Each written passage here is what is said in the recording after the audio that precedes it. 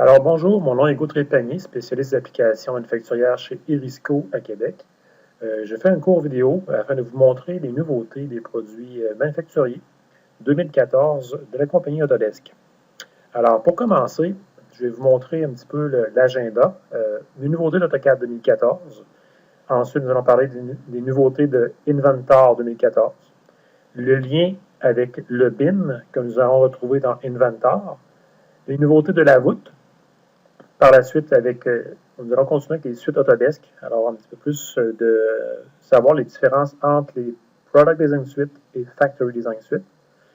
La voûte professionnelle, donc, vous allez voir un petit peu les nouveautés et en même temps, qu'est-ce qui pourrait vous faire passer à la voûte professionnelle. Pour la suite, vous allez avoir aussi des outils qui sont sur le web, donc les outils tels que le Autodesk 360, qui est le cloud au niveau du partage, quelques outils avec AutoCAD 360 ou AutoCAD WS, des applications mobiles que vous pouvez avoir avec les produits Autodesk, et bien sûr, Recap Photo. Donc, Recap Photo, comment ça fonctionne, je vais vous donner un petit peu d'informations sur cela. Le site Application Exchange est bien important. On va aller passer un petit peu d'informations sur ce produit.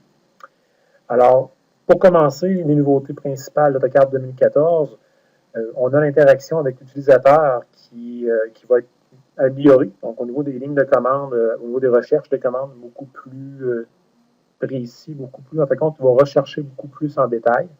Le lien directement avec Autodesk 360. Ensuite de ça, au niveau de la conception en référence, les positions géographiques, un peu un lien qu'on peut avoir avec un peu comme Google Maps.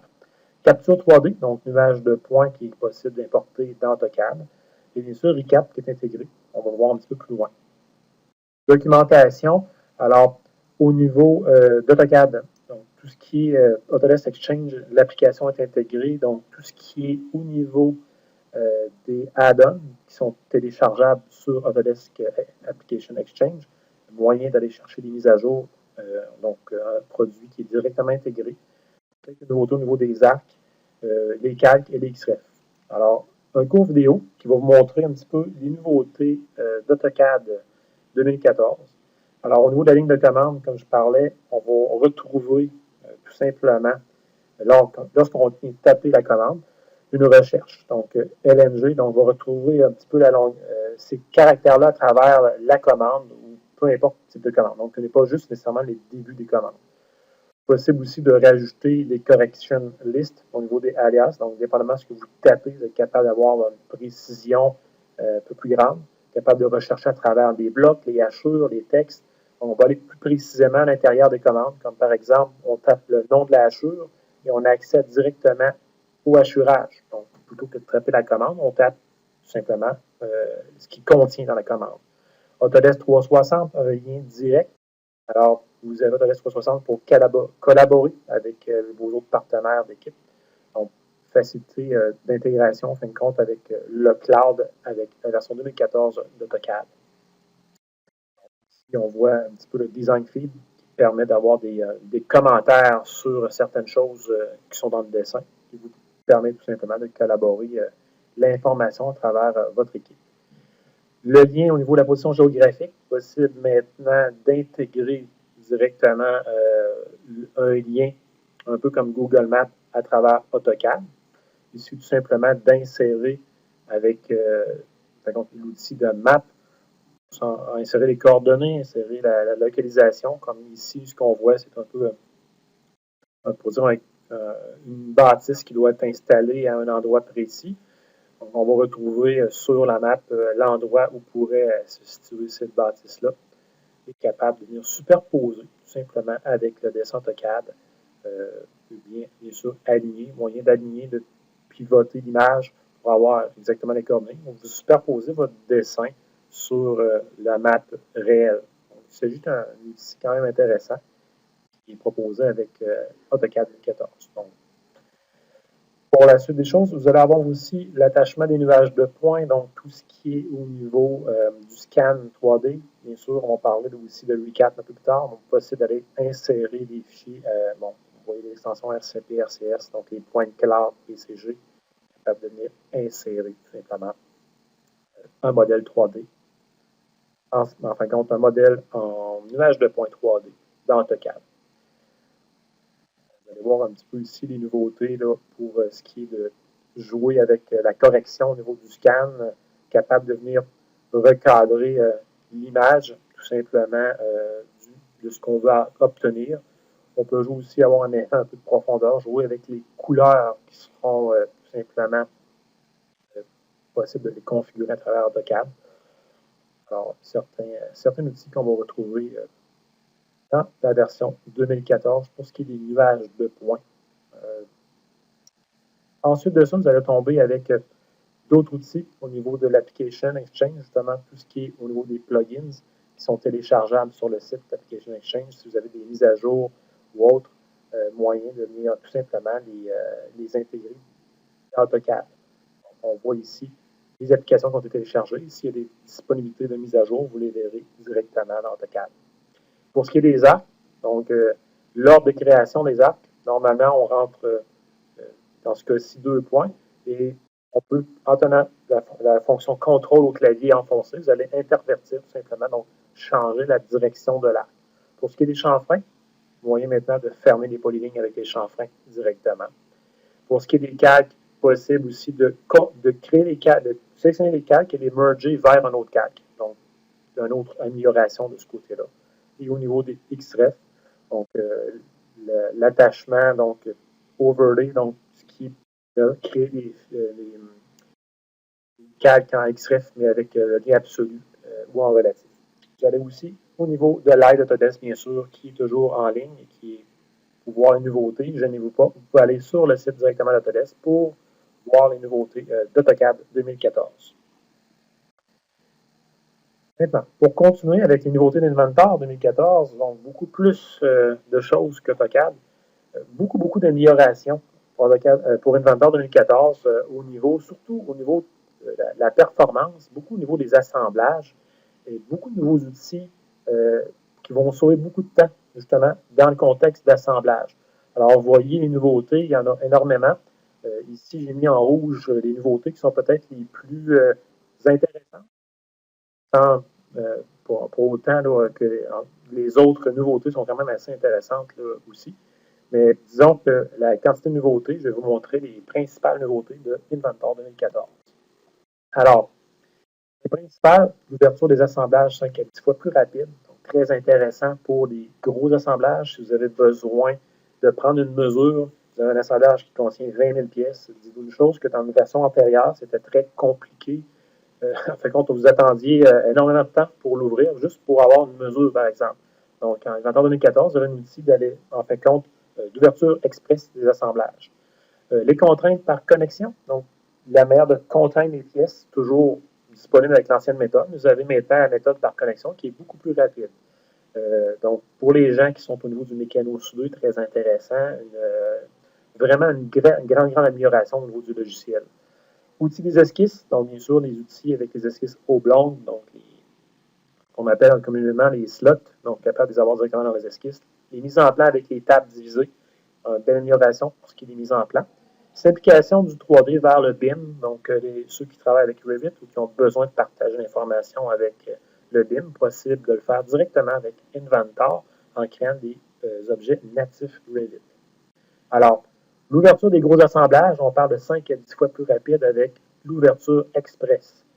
Il est possible aussi de jouer avec le rafraîchissement graphique, donc au niveau de la qualité, donc lorsque vous pivotez un objet 3D, beaucoup plus rapide. Donc, la carte vidéo va être sollicitée différemment, donc permettre d'avoir une rotation qui va être beaucoup plus fluide avec la version 2014. On va voir ici une comparaison avec Inventor 2013 versus 2014. Donc, on voit l'ouverture en 2013 et l'ouverture en 2014. Vous avez ici l'ouverture, bien sûr, en 45 secondes en 2014 avec l'autre Express et notre petit monsieur à gauche qui patiente toujours pour l'ouverture. Donc, on voit la différence avec Inventor. On parle de 4 minutes versus 45 secondes en 2014. On parle bien sûr de l'ouverture express. Alors, ce qui est intéressant de l'ouverture express, excusez-moi, mais je vais revenir au point précédent. Il est possible l'ouverture express dans Inventor. Je vais faire une petite démonstration directement ici. Lorsque vous ouvrez, par exemple, un assemblage, je m'en viens ici pour ce qui est de l'ouverture. Donc, par défaut, dans le menu Options, OpenExpress est activé. Pourquoi? Il y a moyen d'ajouter que si on détecte plus de tant de pièces à l'intérieur de l'assemblage, ça va s'ouvrir plus rapidement en mode express. Alors, je vais l'ouvrir ici. J'ai un assemblage contenant énormément de pièces, donc un loader complet, et bien sûr, va me permettre d'accéder à l'assemblage très rapidement pour prendre des mesures, mais pas uniquement des mesures. Ce qui est intéressant, on tombe dans un contexte d'assemblage qui est travaillable, ce qui veut dire que vous êtes en mesure de travailler pour créer des contraintes. Okay? Donc, j'ai mon assemblage qui est ouvert déjà. Alors, je pivote et c'est très fluide. Donc, les nouveautés, bien sûr, au niveau dans l'application option, sont au niveau de l'affichage, au niveau des assemblages, excusez-moi. Alors, on active l'Express Mode, tout simplement, et on a un threshold ici, donc on peut ajuster tout simplement la quantité de fichiers qui va faire en sorte qu'il va ouvrir automatiquement en mode Express. On va remarquer très bien que dans l'assemblage, c'est possible de faire des contraintes facilement, venir faire des modifications de contraintes, mais il sera impossible dans un mode Express de venir double-cliquer sur une entité pour la modifier. Okay? On est en contexte d'assemblage uniquement. On peut bien sûr passer au load full ici qui vous permet tout simplement de charger complètement les fichiers. De l'amélioration pour la version 2014 au niveau des assemblages. Alors, je reviens. Au niveau des joints, la nouvelle méthode de contrainte des pièces, vous avez remarqué avec la version 2014 qu'il est possible, tout simplement avec 2 clics, de venir assembler des pièces. Donc, on vient simplifier tout simplement la position des pièces. Donc, d'un seul coup, on vient placer, orienter, finaliser. Donc, les gens qui travaillent en mécano-soudé, lorsqu'on vient barrer une pièce parce qu'elle est soudée, anciennement, on était obligé de mettre flush, mate et rajouter plusieurs contraintes. Donc, vous pouvez facilement mettre 3 contraintes pour pouvoir barrer une pièce. Alors, je vais vous montrer un petit peu à quoi ressemble dans Inventor de nouveau mode. Donc, je vais partir avec un assemblage de 0. Je vais venir placer une pièce. Donc, je vais aller chercher exemple. Puis la première pièce qui est insérée, contrairement à la version antérieure, dans les versions antérieures, excusez-moi, d'Inventor, automatiquement l'objet tombait au ground lors de la première insertion. Ici, dans 2014, vous avez le choix de faire pivoter avant même de mettre l'objet en ground avec cliquer droit et on tourne dans les axes qu'on veut. Okay? Donc, vous êtes capable d'orienter la pièce de base. Bien sûr, faites pas un cliquer gauche à ce moment-ci parce que la pièce ne sera pas groundée par rapport à l'origine. Vous faites un cliquer droit et place ground at origin, vous piquez ici. Et la première pièce sera maintenant groundée, mais avec la position que vous aurez choisie. Donc, une chose intéressante pour la position des pièces. Par la suite, si on continue à insérer d'autres morceaux, donc j'insère un morceau ici, donc lui, je le pique directement à l'écran. Je viens contraindre avec les joints. Donc, contrairement aux contraintes, vous allez avoir des flushs, des mates à faire. Vous allez avoir ici, au niveau des joints, quelque chose de beaucoup plus rapide.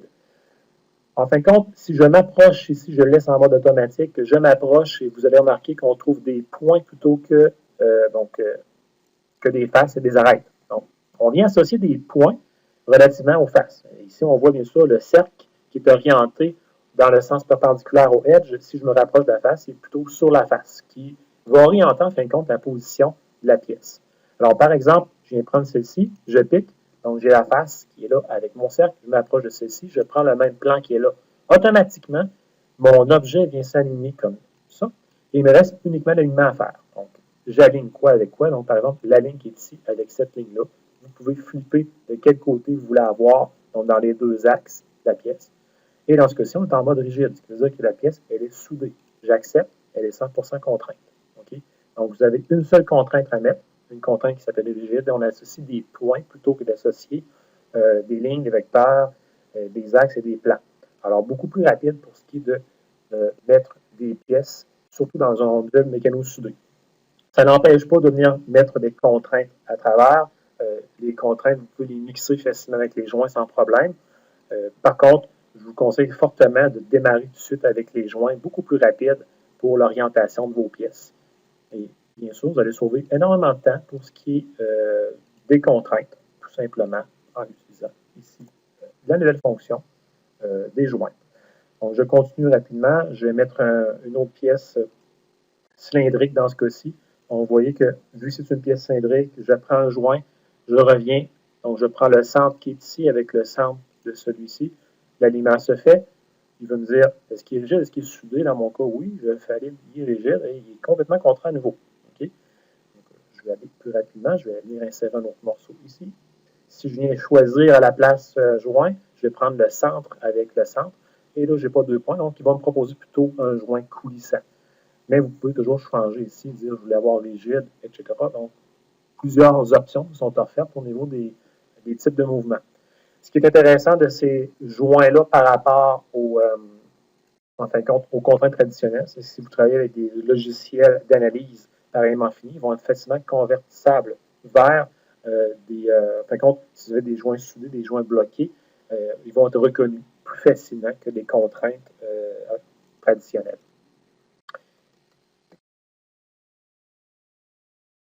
Donc, démonstration qui vient d'être faite. Au niveau de l'amélioration des esquisses, bien sûr, enfin, vous allez avoir dans les esquisses directement les slots, en fin de compte, donc qu'ils soient circulaires ou rectangulaires. Juste rapidement ici, je vais aller chercher une pièce rapide pour vous montrer un peu les petits où est-ce qu'ils se situent. Donc, on crée une esquisse sur notre pièce et vous avez bien sûr aussi les nouveaux menus, donc les slots qui sont soit en ligne ou circulaires. Donc, très rapide maintenant, vous faites vous positionner et on vient créer carrément notre géométrie. Même chose si vous avez une slot qui est faite par rapport à des angles.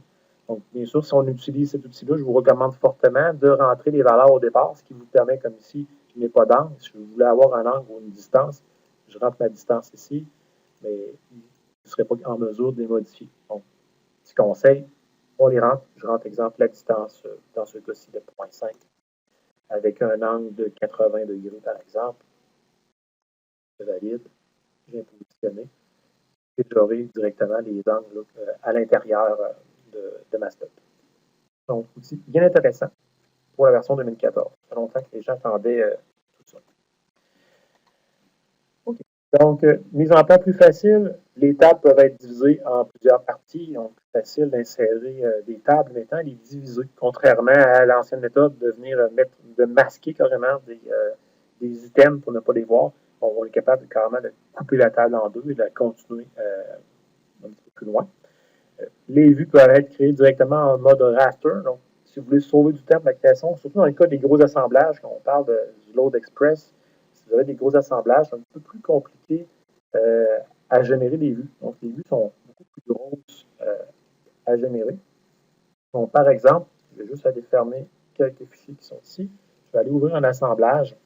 Donc, par exemple, je vais aller chercher une partie de l'assemblage arrière de ma machine.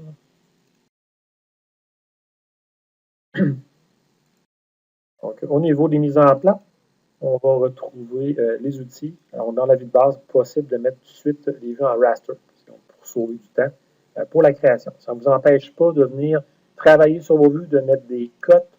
C'est tout simplement que la vue va être beaucoup plus, en fin de compte, ne sont pas moins précises pour la cotation, mais au niveau de l'affichage, il y a des tangences, etc., il risque d'avoir des petits, on pourrait dire, des petites erreurs d'affichage. Mais les vues sont beaucoup plus simples, beaucoup moins lourdes à gérer par la carte graphique, ce qui va vous permettre par la suite, tout simplement, de remettre les vues, de les remettre précises. Et ça ne vous empêche pas, comme je vous disais précédemment, qu'on peut mettre des dimensions ici, de tout simplement annoter. Vous pouvez imprimer aussi dans ce mode-là. Vous allez remarquer que l'impression ne sera pas aussi belle, il peut manquer des lignes, mais tant qu'on n'a pas fini notre mise en plan, vous allez sauver du temps pour ce qui est de régénérer les vues.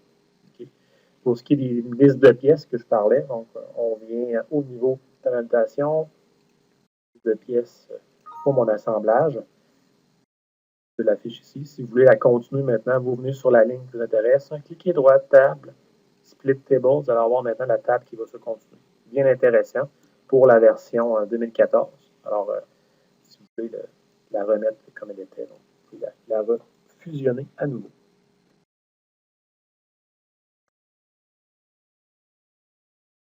Donc, publication, simplification, excusez-moi, avec Revit. Création de modèles Revit directement à partir d'inventaire. Belle nouveauté. Simplification et création de modèles BIM.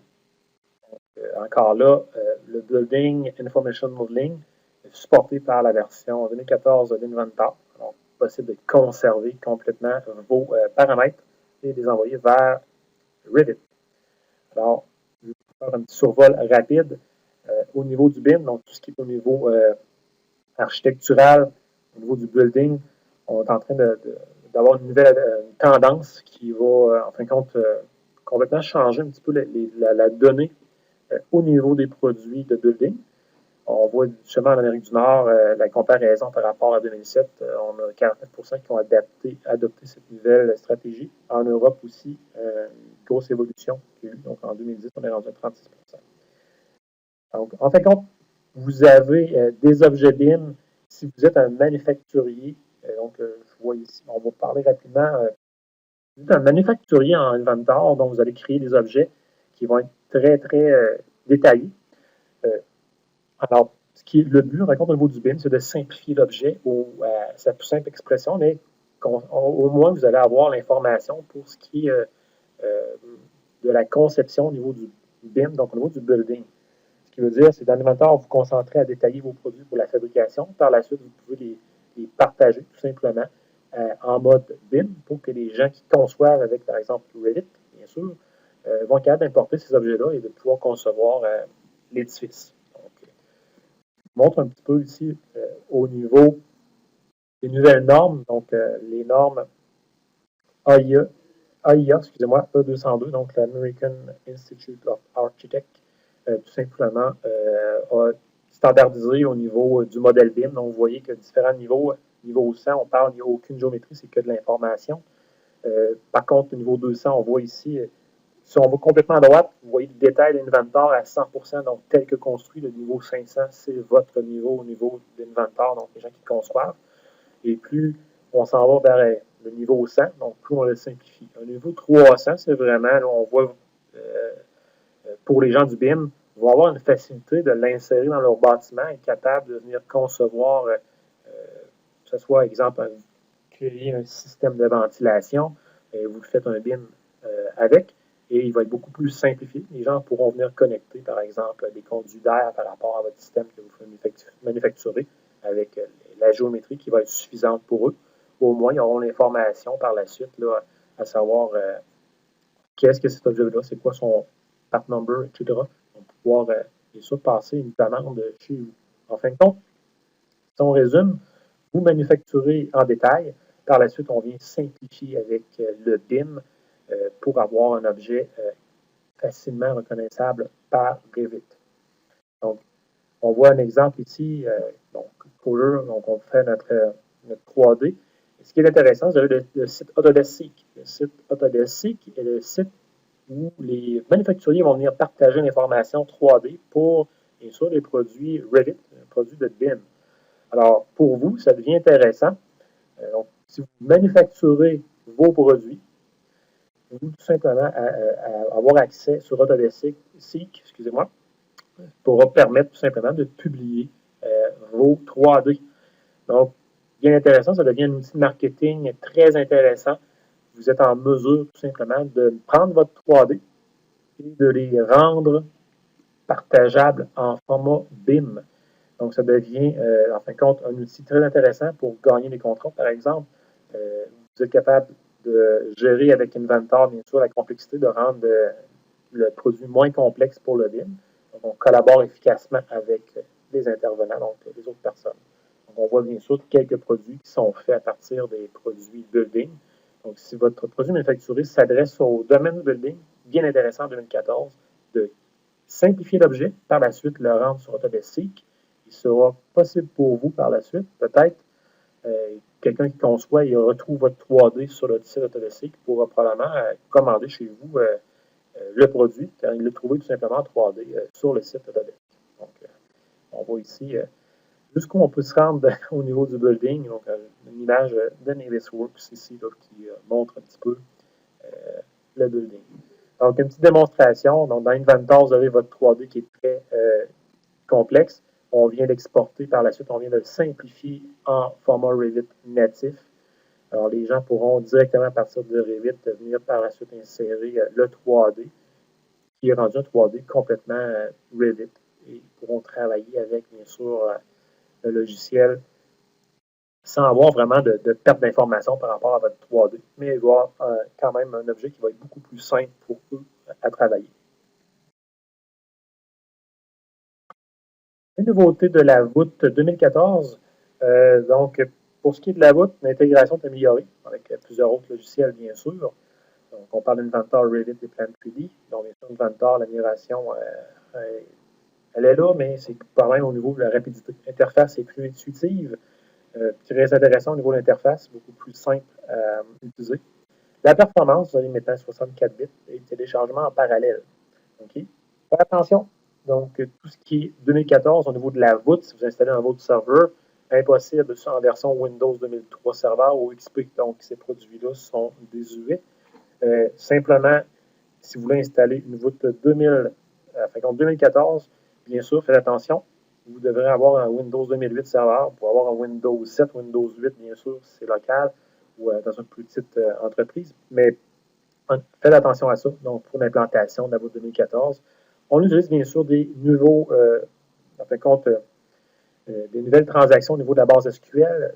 On veut avoir plus de rapidité. Donc, si vous voulez avoir plus de rapidité, ça prend les derniers outils, tout simplement, qui sont, bien sûr, plus performants que les outils dans le passé. Intégration avec Inventor, donc rapide, l'affichage des propriétés optimisé. Je vais vous montrer tout à l'heure au niveau de la boîte dans Inventor certaines améliorations intéressantes pour en fin de compte, la voûte 2014. Vous avez bien sûr la publication des high features directement dans la voûte. Donc, si vous utilisez les high features, maintenant la voûte supporte les high features. Par la suite,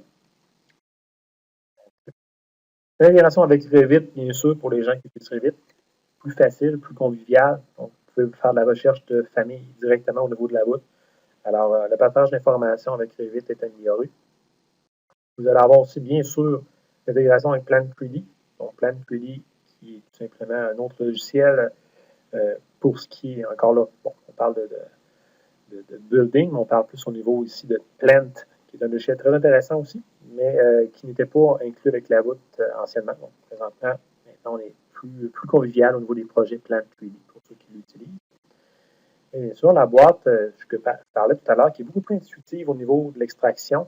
Vous êtes en mesure de voir déjà le téléchargement des fichiers qui vont se faire. Alors, beaucoup plus intéressant, beaucoup plus convivial. Et vous allez voir les colonnes aussi de chacune des propriétés qui sont configurables. En fin de compte, c'est très intéressant. Et le téléchargement, ce qui est intéressant, c'est qu'il est possible de télécharger ce qu'on appelle, on peut dire, en up and down. Donc, par rapport aux fichiers que vous avez, est-ce qu'il y a des fichiers qui sont associés? Vous avez une pièce, on peut dire, télécharge-moi tous les assemblages qui demandent cette pièce-là aussi.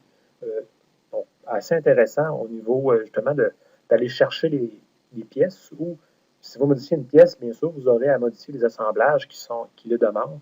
Donc, beaucoup plus simple de venir chercher les liens lors de l'extraction.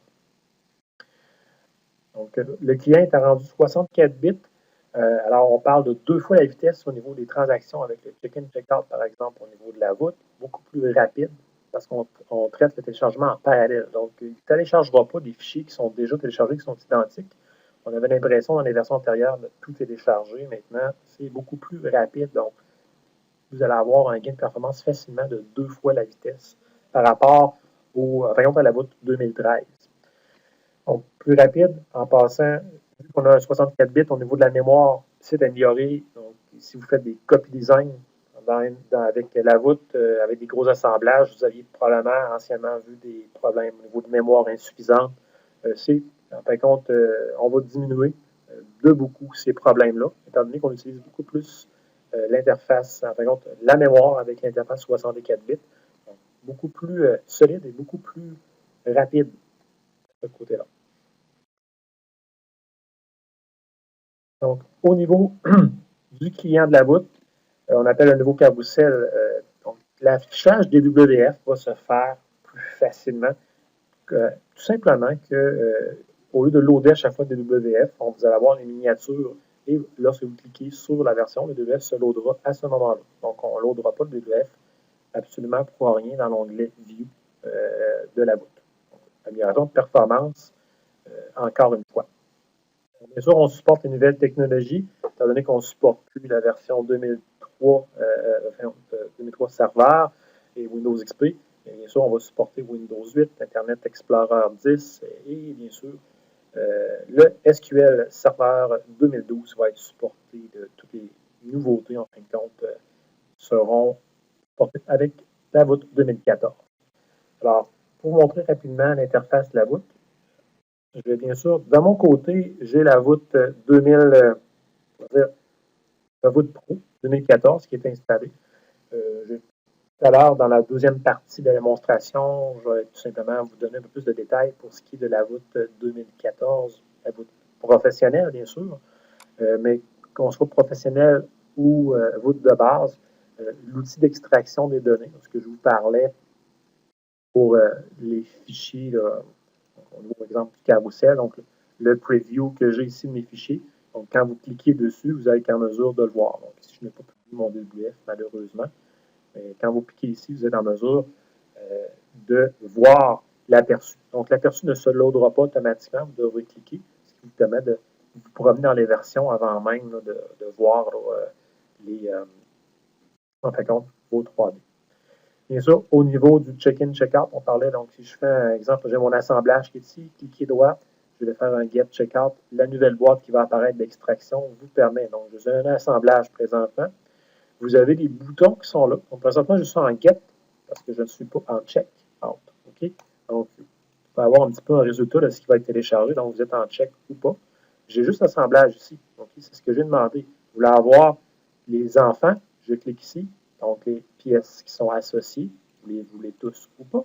Ou je pourrais même aller vers le haut. Donc, dans quel assemblage j'ai demandé cet assemblage-là. Si je m'en viens ici, il va venir aller voir dans quel assemblage. Donc, ici, cet assemblage-là est complètement indépendant, donc il ne retrouve pas d'autres pièces, d'autres assemblages. Par contre, ce qui est intéressant, je vais juste venir canceller ici la commande. Si je prends une pièce, même chose, check out. Donc, vous voyez la pièce, uniquement la pièce, et là, je pourrais dire inclus-moi les parents. Les parents, on va dire tous les parents, tout simplement. Donc, vous avez certaines options. Vous voyez que le parent, c'est l'assemblage. Donc, vous voyez l'effet up and down maintenant dans la voûte qui vous permet d'aller chercher vers le haut ou vers le bas les fichiers qui sont associés aux fichiers actuellement. Bien sûr, il y a des settings ici pour aller chercher tous les parents directs, pas aucun parent. Donc, bien sûr, si je mets ça ici, probablement c'est ce que j'avais initialement dans mon assemblage, là, tout simplement. Donc, dans l'assemblage ici, bien sûr, si je prends tous les parents, on voit que peut-être une pièce même, que je pense que lui, il n'avait vraiment pas. Donc, vous avez le nombre de fichiers qui est téléchargé ici. Donc, une belle amélioration pour la boîte, puis plus intuitif de ce côté-là.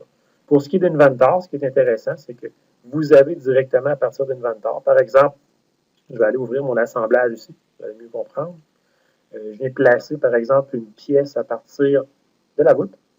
La nouvelle, par contre, la boîte améliorée, donc la boîte de placement à partir ou d'ouverture à partir de la voûte, à partir d'Inventor. Vous pouvez configurer vos colonnes ici. Okay? Donc, on peut choisir les colonnes qu'on veut voir. Donc, je vais voir les attachements, je veux voir autre chose. Donc, vous amenez les colonnes de votre choix. Ici, bon, par exemple, j'ai mon stock number, je recherche une pièce, je veux placer une pièce et je ne me souviens plus dans quel répertoire, par exemple, elle est. Il sera possible tout simplement de rentrer une recherche. Je sais que son numéro de stock, par exemple, on va dire Cadel en 2, 3, 4, Enter, et oui, voici, et on voit justement, ici, c'est stock number qui a été cherché. Donc, vous avez la recherche directement intégrée, ce qui vous permet de venir tout simplement positionner les objets, et plutôt que de les rechercher à travers une arborescence, vous connaissez par cœur, par exemple, son numéro de stock, son numéro de client, son numéro de, en fin de compte, original. Vous pouvez l'utiliser directement à partir de la voûte, à partir de, en fin de compte, à l'intérieur d'Inventor. Donc, c'est ce qui fait le tour pour la première partie de la présentation. Alors, pour la prochaine partie, on parlera de la voûte Pro, tout simplement. Alors, ça m'a fait plaisir et si vous avez l'occasion de voir la deuxième partie, elle sera tout simplement sur notre site Irisco, sur le site de YouTube, bien sûr. Merci, à la prochaine.